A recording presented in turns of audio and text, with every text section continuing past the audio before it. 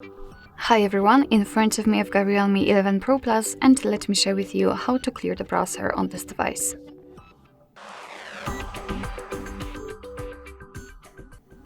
So first of all, let's open the browser. In my case it will be Google Chrome, but no worries, this operation looks pretty similar in all other browsers which are commonly used, so I'm pretty sure that you will figure out how to do it basing on this video. So let's enter the browser and then tap on the three dots icon in the right upper corner.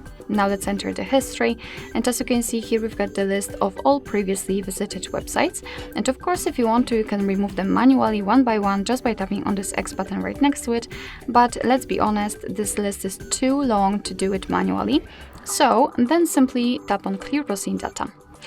Here we can remove some basic and advanced settings, or sections. In the basics, we've got browsing history, cookies, site data, and cached images and files. And in advanced, we've got also saved passwords, autofill from data inside, and site settings. So as you can see, I have marked everything. It is because I want to remove everything. We can change the time range from last hour to, for example, all time or 4 weeks. If you're ready, tap on Clear Data, and as you can see, our history is right now empty, which simply means that we just successfully removed everything.